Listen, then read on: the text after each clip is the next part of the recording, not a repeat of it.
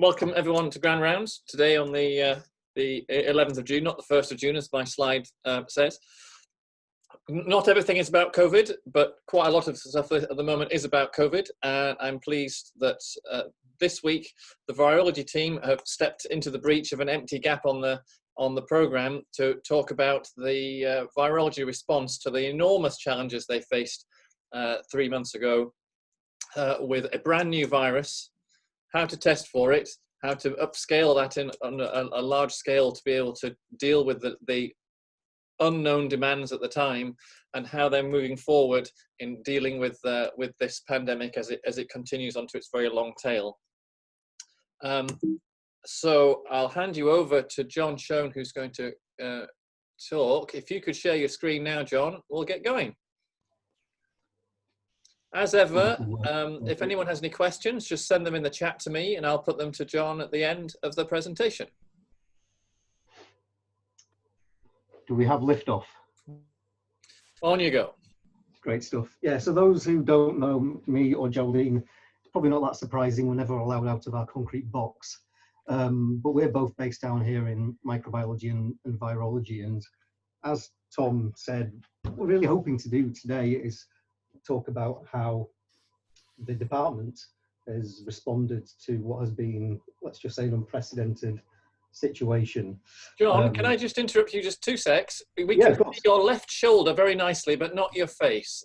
It's a very nice shoulder, Tom. It's a lovely shoulder, but there you go. That's perfect. Thanks a lot. Okay, that's better. Yeah, so basically it's just to talk about how we've responded to the way that COVID pandemic. Part of it, I have to say right from the start, is a little bit of self-congratulation for the guys in the lab who have done a blooming amazing job. But also, the real main part of this is to talk about, to sort of open a discussion about how we can work with everybody else at the coalface as we try and adapt to sort of the new normal.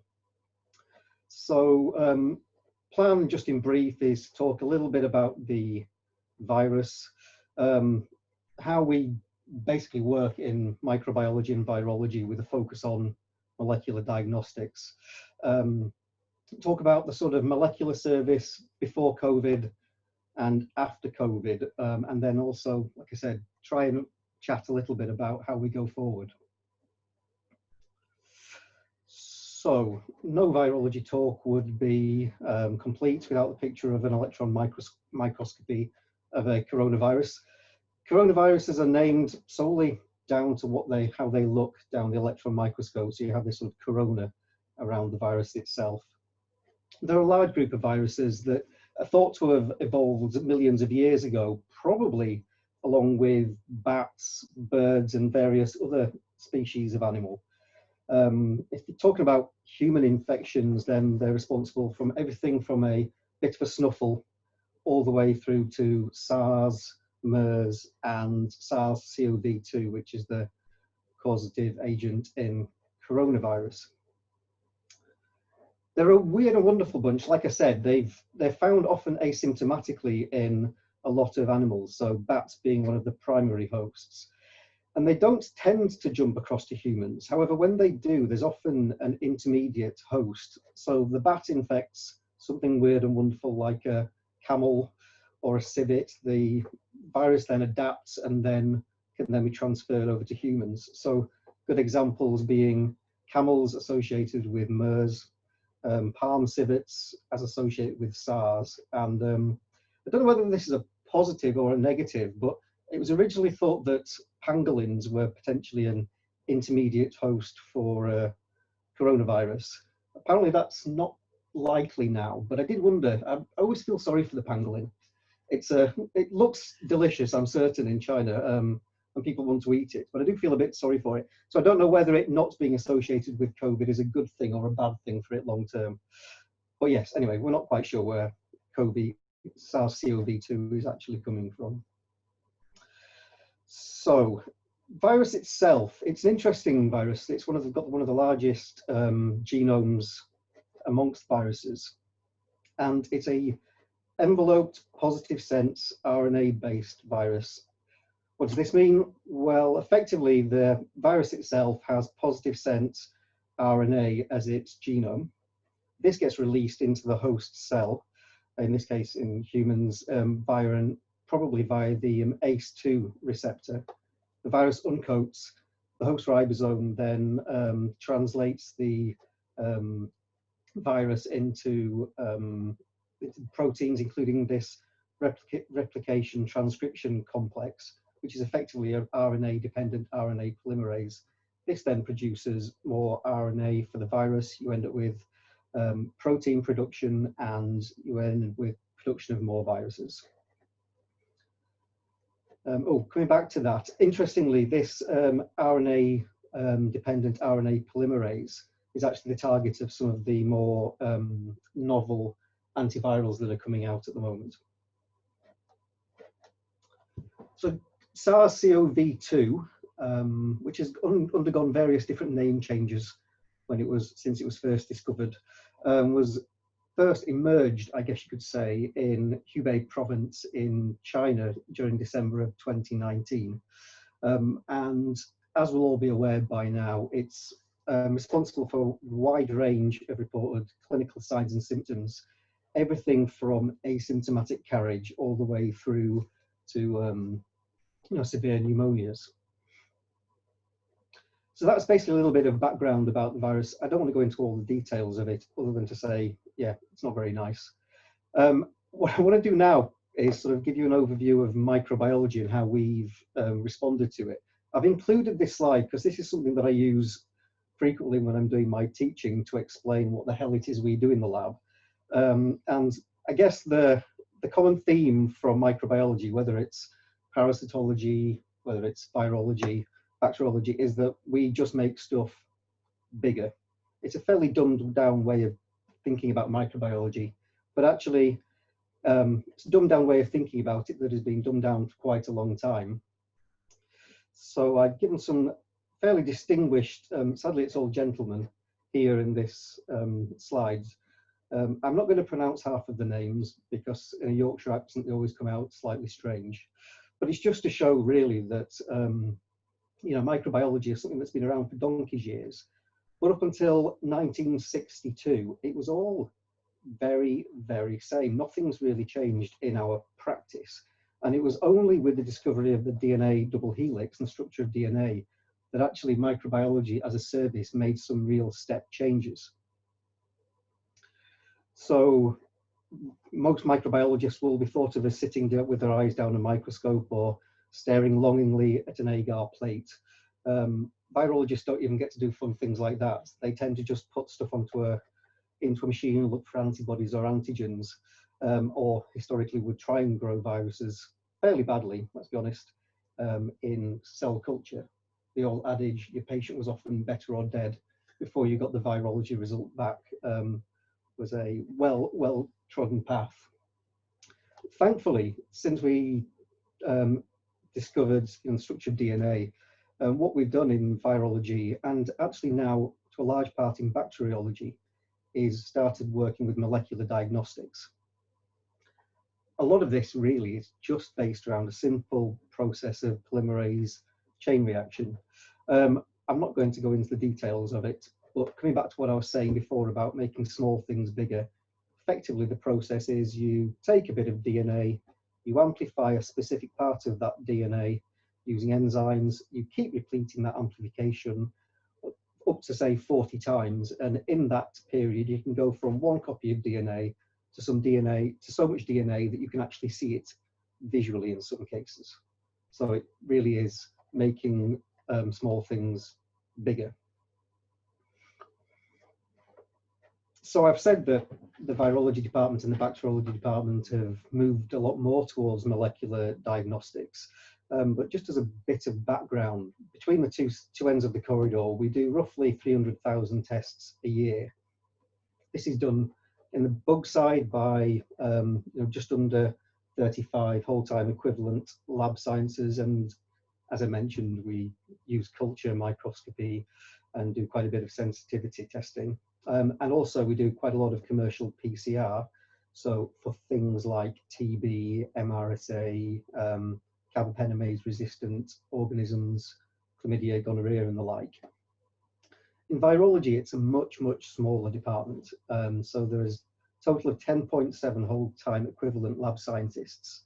And their sort of bread and butter work really has been a combination of viral serology, and then roughly 10 to 15,000 a year PCRs that are done in a manual and home brewed way. And I'm going to come on to those in a little while, but essentially Tayside offers the same level of service in what is not the hugest health board in the country, and it offers a similar level of service to the labs in Glasgow and Edinburgh, which are both regional virus labs and reference centres for Scotland.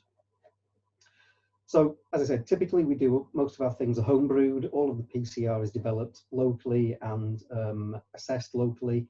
We do, however, send some things off to specialist centres, for example, things like Ebola, MERS and SARS. But of course, with the pandemic of COVID, we actually were one of the first places in Scotland to roll out SARS-CoV testing locally. So coming on to that, a bit of a sort of timeline on COVID testing in Tayside. Initially, we started sending off by sending samples down to the public health lab down in Colindale. And then we would occasionally send some to the regional virus labs in Glasgow and Edinburgh. And that was really towards the end of January.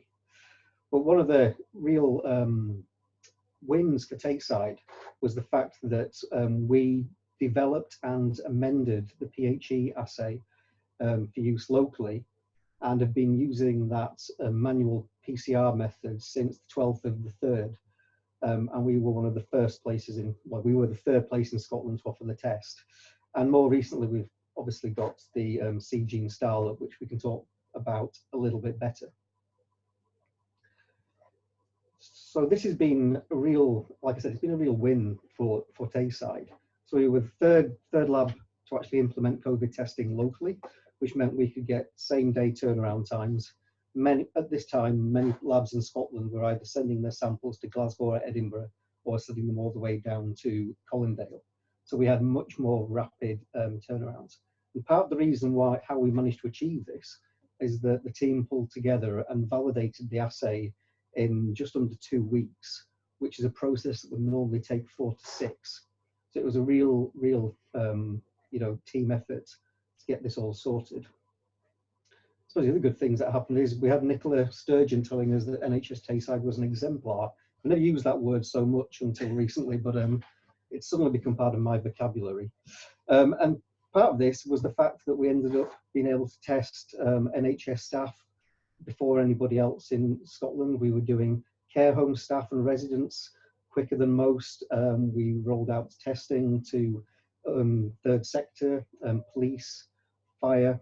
And actually, throughout doing all of this, the only thing we limited across our 2 departments is we limited respiratory PCR to an on-demand request by email. At the same time, we managed to run all of our other diagnostic assays. So again, the good is, part of all this is we've supported a huge number of occupational health and also R&D testing streams.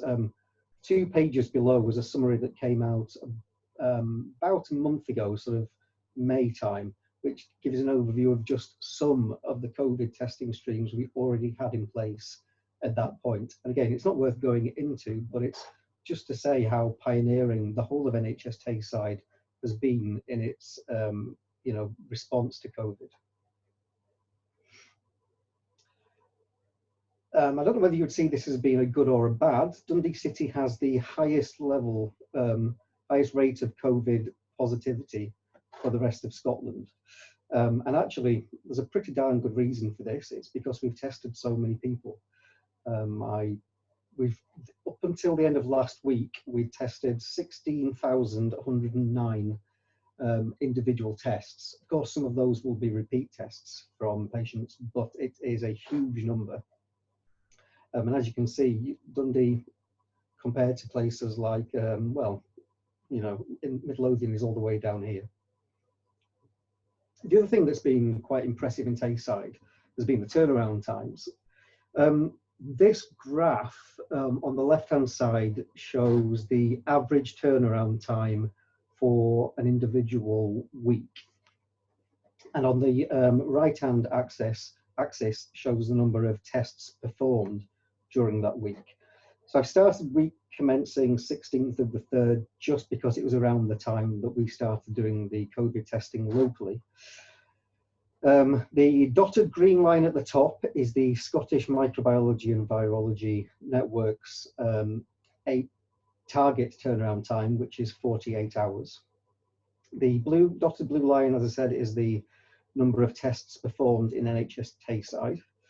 The dotted red line is the average for the laboratory turnaround time across the whole of Scotland, which is just there. And then the solid red line at the bottom is NHS Tayside's laboratory turnaround time.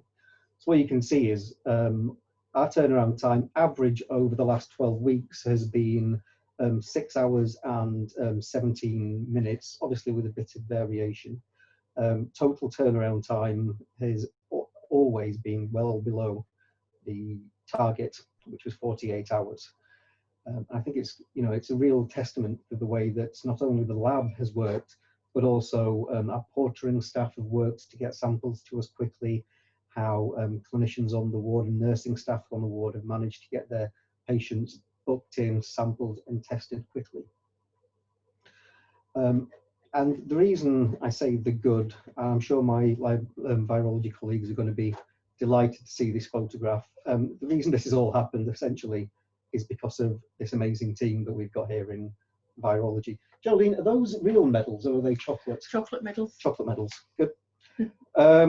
So the team itself has gone from doing 9 till 5, Monday to Friday, and now we currently in the department 8 AM in the morning until 9, 10 o'clock Monday to Friday, plus on a weekend, Geraldine, we're doing 10 till 6. 10 till 6. So this is all with a team of 13 staff, of which only 3 of them are fully trained to do the PCR assay. 80% of staff in the virology department have been with us for less than 2 years. Part of the reason we've managed to cope with all of this is the fact that they thieved my clinical scientist trainee, and she is now been providing some of the service. But also we've rapidly redeployed immunologists down to the lab. We pulled staff back from retirement, and we've been training 2 bacteriology BMSs at a time in the molecular diagnostic side of things, just to allow us to run the service that we have been doing. But there is, of course, some bad parts of all of this. The main thing is that the test that we've been using is essentially homebrew. It's a manual process, which I'm sure Geraldine can tell you more about. But it's a manual process, and we're dealing with a hazard group 3 organism, which means we have to take huge amounts of care with sample processing, decontamination. And also, it's a huge number of tests for a tiny group of people to be doing manually. Geraldine, do you want to talk about the sort of process so people have got an idea of how it all works? Yeah. Yeah. Well, the samples normally arrive and we pick them up from our main reception in the boxes there, and they come double bagged. Those blue bags in the box there, number 1, and we pick them up continuously throughout the day, and we put them. We have 2 safety cabinets side by side here, and so the bags are put in there and opened up in there, and the samples are racked. Any waste, the bags in that have to go into autoclave bag, which stays in there until it's full. That's the number 2 there. And then the tubes and pipettes that are used to decant samples from there have to be discarded then into what we call sweetie jars, because that's what they look like. And so the sweetie jars and the autoclave bag are removed once they're full, and they have to go out for autoclaving. So normally when we get a delivery, it's a huge delivery we're getting at a time nowadays, and so the hood is normally, the cabinet is normally full, and it's difficult to work in there with the clutter that you collect with the samples. And normally we would have an MLA or a BMS can open the bags, but only a BMS can decant the samples. So because the care has to be taken with there being a hazard group 3 pathogen. And what we have to do with those, we open all the bags and rack up the samples, and then what we have to do is number them, book them in, because we can't take them out of the cabinet. That takes 2 members of staff to book the samples into our computer system lab center, and we have to then label up 3 separate tubes for decanting, 1 for us for storage and 1 for the samples going to lysis. Is that in the next one, is it? Mm-hmm. Once the sample's in lysis buffer and it's been in there for 10 minutes, it's considered safe enough to be handled and taken out of the cabinet, and then it can be tested with the automated system that we now have. It's worth pointing out at this point as well that it takes about an hour to prepare 70 samples. So even with the best equipment in the world, you still have to make sure what you're doing is safe and secure. And therefore, 70 samples an hour is a blooming dull job for somebody to be dealing with. Yeah. So, so do you want me to go on with this? I'll go on with. I mean, I can talk through this, Geraldine. Yeah. So then, once the samples have been booked in and appropriately labelled, etc., we then have to start the process of actually doing the test. So the first step in that is getting the RNA out of any potential samples. So we do this on a couple of different machines. First is a machine called an EasyMag, which effectively takes your sample, lyses the cells that are inside the sample. It then uses magnetic beads that are essentially glass. The RNA sticks the magnetic beads in the glass, and it does various wash procedures, and you end up with an eluate of your extracted nucleic acid at the end. It only does 24 samples in a run, and it takes an hour from start to finish for this to do. Now, these machines here, you can probably tell by the slight brown patina, is that these things have been in the department since the last, was it the swine flu pandemic? 15 years. Yes, they're 15 years old, these machines, and as such, they fall to pieces, they break down quite a bit, and it's an ongoing headache to fix them. Right at the beginning of the pandemic, I use the royal we, Rajiv and Geraldine pushed rightfully to get these replaced with something more automated because we knew what was coming. And so NHS Tayside had the forethought to invest in this EMAG, which essentially is a more automated version of the top machine. This one does 48 samples in a go. You don't need as many people to sort of babysit it, but it still takes about an hour and a half from sample through to RNA extract. The thing that's worth pointing out here is that when you heard Michael Gove on the news a few months ago talking about reagents, everyone looked at him and thought he'd got no idea what he was talking about. What he was essentially talking about was the reagents and the plasticware for these machines. It was the lysis buffer and the magnetic beads that were needed that were in short supply, and that is something that is still not sorted. We often have only 24 hours worth of stock available at a time, so it's a big headache. So once the samples have been through their extraction process, they then have to get loaded. The DNA or RNA needs to be amplified, and this is done on one of our ABI thermal cyclers. Geraldine, can you explain the sort of process of what this involves? Yeah, before it goes on to the thermocycle, I mean, you've got your nucleic acids, so then you have to make up the reagents. That's done manually as well. In a clean room, we go in and make up the reagents required to run this test. You have to add your enzymes, your nucleotides, and then that's brought into the PCR room. And I don't know, will people see that in this? Yeah, so we drop this. You see, it's a 96 well plate. So for the manual method, then you have to drop 6 microliters of your sample and 9 microliters of your reagent mix into each of these wells. Because we include an internal control, has 96, but we can do 48 tests in one of these. So that would require somebody to sit and drop 96 into these 96 wells for the thing. Then they cover it, and then that's when it goes into the thermocycler for the actual PCR reaction. it's worth remembering that we've got 3 members of staff who are well trained to do all of this, but it is such tiny volumes that if you're not careful, you end up with people off with RSI, which has happened actually not that long ago here in Tayside. So once we actually set the reagent up, I always think it's a little bit like a combination between witchcraft and baking a cake. It seems to work, but you have to be very good at it, and nobody really knows why it works as well as it does. You then shove your sample on your machine, it does its thermal cycling, and you end up with a result after about 70 minutes. The results then have to be interpreted manually, so for each of the individual wells, it's a manual process of looking at the data. That is then manually entered into our laboratory information system, and then it gets validated and goes to ICE. So although this is a relatively difficult, it's a very, very difficult thing to do. It's also very, very repetitive, but it has allowed us to do what we've done here in Tayside, which is give us a decent system. Now come on to the ugly. I was hoping to put a picture of Geraldine on here rather than me, but I decided at the last minute it wasn't a good idea. So Tayside was rightfully, right at the beginning, knew that we would need automation to be able to provide an ongoing COVID service. So the level 10 agreed that we should be installing some automation, and we ordered in a couple of C-gene starlets. This is the engineers installing the first starlet here on the left-hand side. We have 2 provided by NHS Tayside, and also NHS Services Scotland are also providing us with a starlet as well. This is essentially a machine that does everything that you've seen on the last 2 pages in an automated fashion.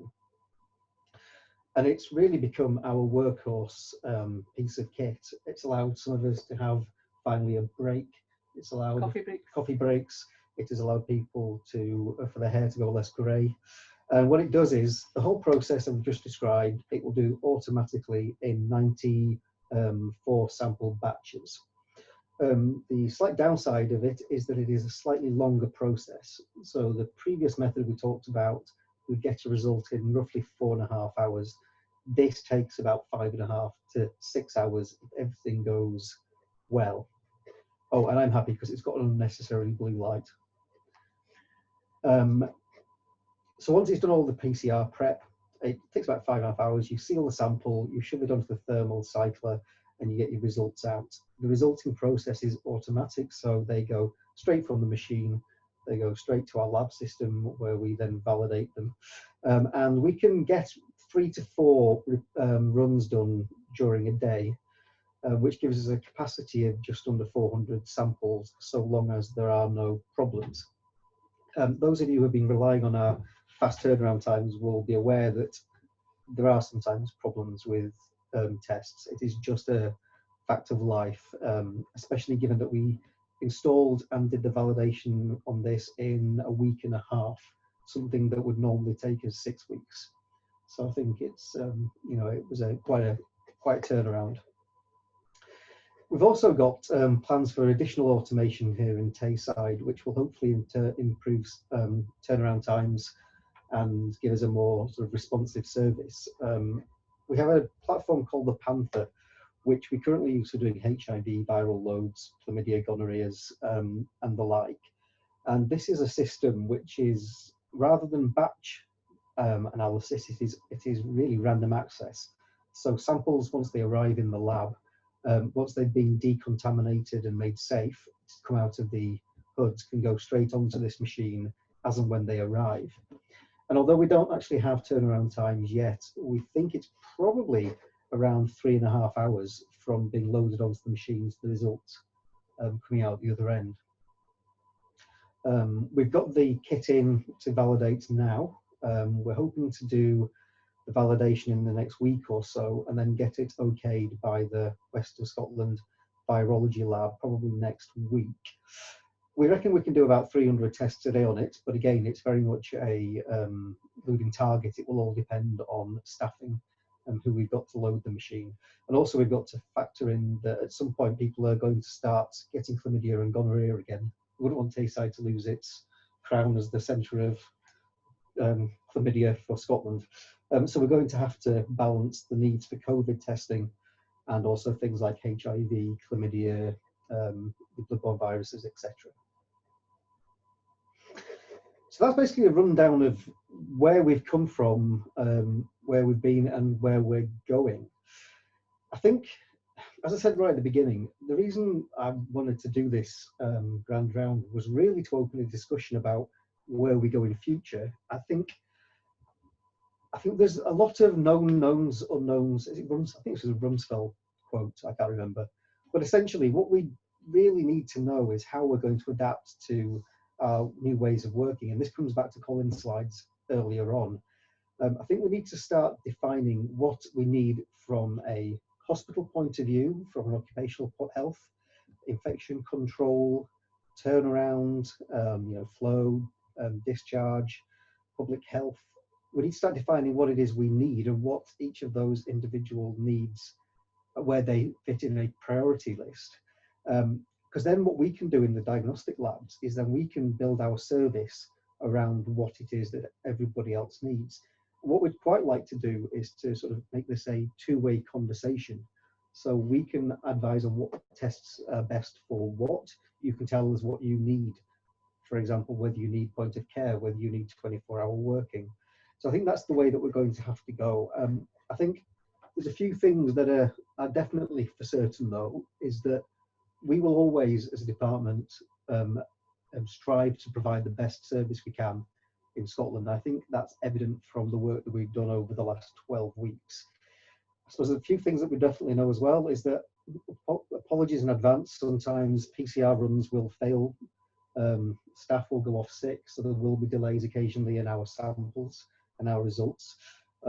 It's for definite that politicians will change their mind about what is a priority test.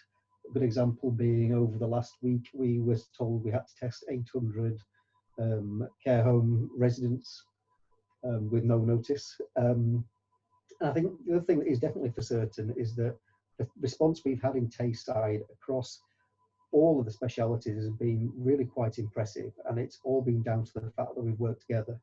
So I think that's the way we're going to have to work in future, and we would really just like to open that discussion with people and try and have an honest and open way of going about things in the future. So that's my ranting over.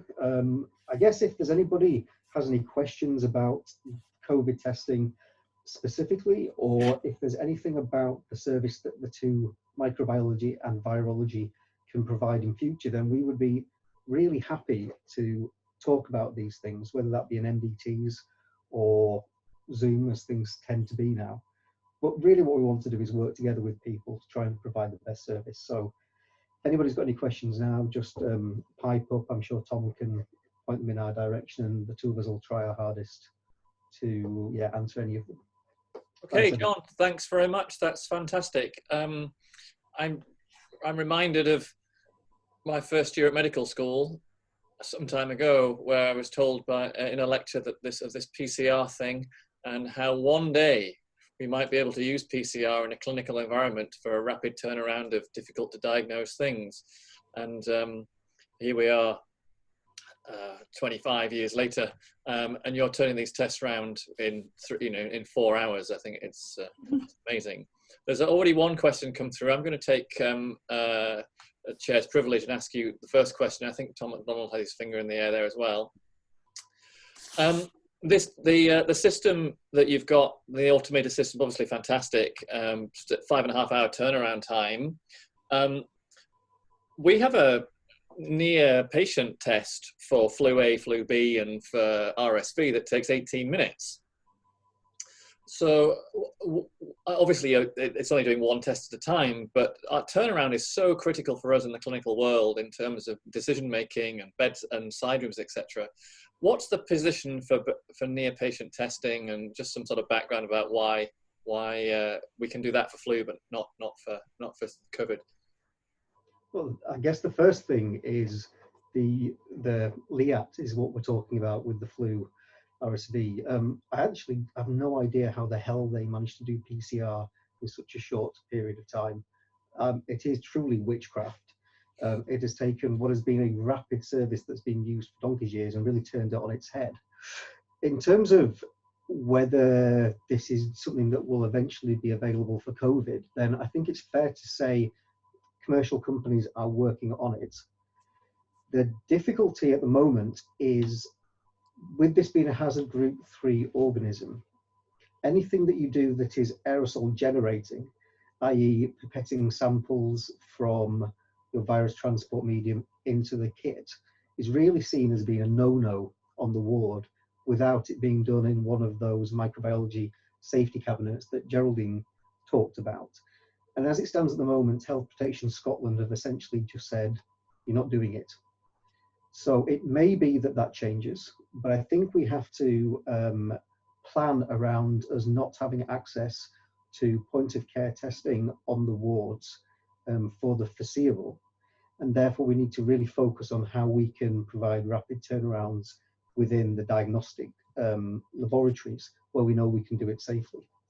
Thanks, John. That's great. First question from the audience. Can you please provide some clarity regarding false positive tests as this affects transfer of patients? So perhaps that's talking about PCR positivity, but perhaps not viral viability. It's an answer that I don't have it's a question I don't have the answer to at the moment. False positivity depends really how you're going to define your gold standard. So I, to be honest, do not have from a Tayside point of view false positivity rate. However, the specificity of our current assays is in the sort of 99% range.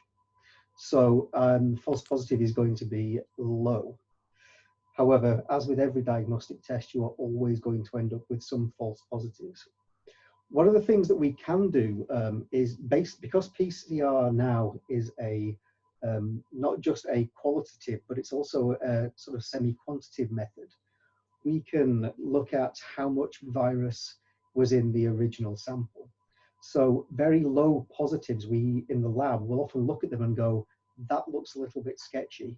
We will rerun it and we will use a sort of 2 out of 3 results to tell you whether we think this is a true positive or not. The other thing that's worth noting is all of our tests have an internal control. So we know full well whether the test has performed in that individual sample as it should have done. We also have negative controls throughout our runs in the lab, which are there to ensure that we don't have laboratory-based contamination. So we do all we can, but I suppose what I'm saying is there is never going to be a test that has no false positives. Yeah, the automated system, the C-gene that we're using just now, has 3 targets. Our initial homebrew one had just 1 target. When we do the runs, we always look at the targets, and the cycle number at which it becomes positive can give you an idea of how much virus is there. And if you only get 1 target and it's a high cycle number, it would make us go back and look at it again, depending what that target was. There's the envelope, the target's the envelope, the RNA polymerase, and the nucleocapsid are the 3 targets. The previous one was just the RNA polymerase. So if you get more than 1 target hit, it's usually a good, even if, and you often see it, you'll maybe see one that you would maybe think was a bit dodgy, but when you look back to see what the previous result was on that patient, you can see it's actually been tailing off. It's somebody whose viral load looks like it's tailing off, going by the values we get from these. Yeah, I think that's really interesting, the benefit of the 3 targets compared to the 1 from the beginning, rapid evolution of testing.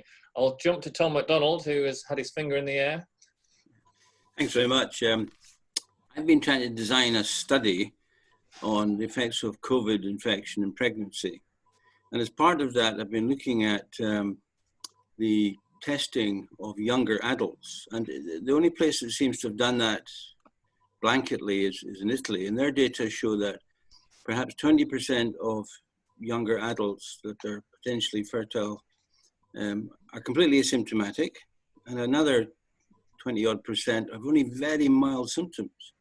And in our part of the world, they probably wouldn't be tested either of those. So is there a case for population testing? That's the first bit. And secondly, when do we start doing antibody testing? Because we need to know who has had it at some point in the future. I think that both of those are very good questions. In terms of doing population testing, then I think this is something that will eventually happen.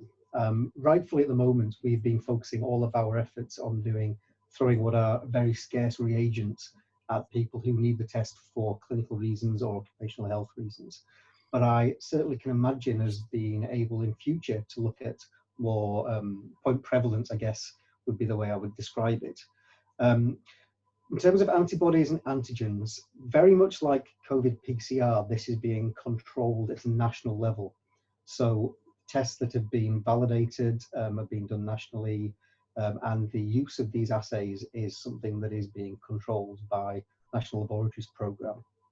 So to answer your question, I think the thing to do would be to get in contact with Liz Fury in immunology and see if she can give you a steer as to when we are likely to be doing antibody testing.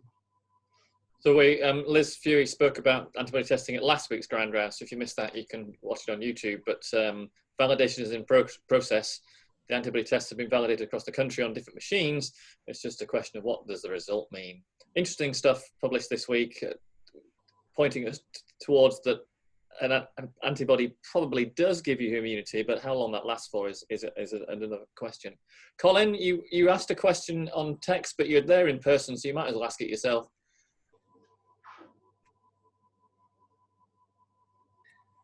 Thank you. It was just really that it was going back to the point of care testing. It's so critical and it's been so influential in the way that we've delivered emergency care during winters that I just wanted to know whether there's anything we could do to mitigate that test, whether we could do that locally and then go back to HBS, Scottish Government, to say, because the knock-on consequences, the difference between 18 minutes and 4 hours is huge in terms of resource utilisation, bed spacing.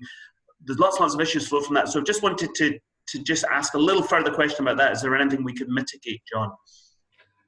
I mean, there are certainly ways that you could train people. You could have the hoods installed on wards. You could have people trained in the appropriate processing. And there are always ways from a health and safety point of view that you can get around things. You don't have to do what Health Protection Scotland tells you, but given that they are the subject matter experts, it's certainly a difficult sell to say that you're going to go against their advice. My gut feeling for this is that we will end up in a situation where they say, fine, you can do point of care testing. But I don't know when that will happen, and I wouldn't want to bet on it. I think it would be foolish of us to aim for something that may never happen. I think we've learned that more recently. So I think we should really be focusing on how we can get our turnaround times within the hospital done in the laboratory down to what is needed clinically, rather than focusing on something that may never happen. That's just my own personal view, and I'm happy to sort of have those conversations with people if they take a different view on it. I guess I would say that I completely buy that, but I think that we are the UK leaders in unscheduled care. We have the best figures for unscheduled care in the UK, and that puts us in this position where we ought to be able to influence things going forward. So it'd be good to continue the discussion offline. Thank you very much. There is time, I think, for just one more question, which have been sent by Reese, who says, John, amazing job you and your team have done. Thank you to you all. What is your view on testing in care homes? It's a fairly broad question. I'll let you have 3 minutes of that. Yeah, let's put it this way. I'm glad I'm not sat at First Minister's questions. I think we should definitely be doing outbreak investigations. So I think if you have people in a care home that have a positive, then it makes perfect sense to be testing them and to be testing everybody, given what we know about asymptomatic carriage. The next question then would be, what do we do about routine sampling? And there is a drive to do everybody who works in a care home and lives in a care home once every 7 days. I think it's a little bit unfair to be shoving a swab up people's noses and to the back of their throats every week. I don't know what value that will add. However, we don't have the data yet to say whether it is useful or not. What I would say is that we currently test every patient in the hospital who is 70 and over. And the last time I looked at the data, we had done over 800 of these tests. And I think we picked up one which was an incredibly low level positive. So I don't really know whether that testing stream has been useful. And I do therefore question whether doing it in the care homes is going to be useful as well. But let's see what the data brings, and then we can make a reasoned judgment and say to the politicians, this is why we should or shouldn't do it. John, Geraldine, thanks so much indeed for your time today. Thanks everyone for joining. We topped out at 107 people during this grand round, and thanks to the 85, 4, 3 that are still with us. Thanks to Colin for the operational update at the beginning. Next week, the empty slot has been filled by a couple of our medical students who are going to talk about the history of the influence of race in medicine and medical training. Obviously a very topical subject with Black Lives Matter issues that have been well covered.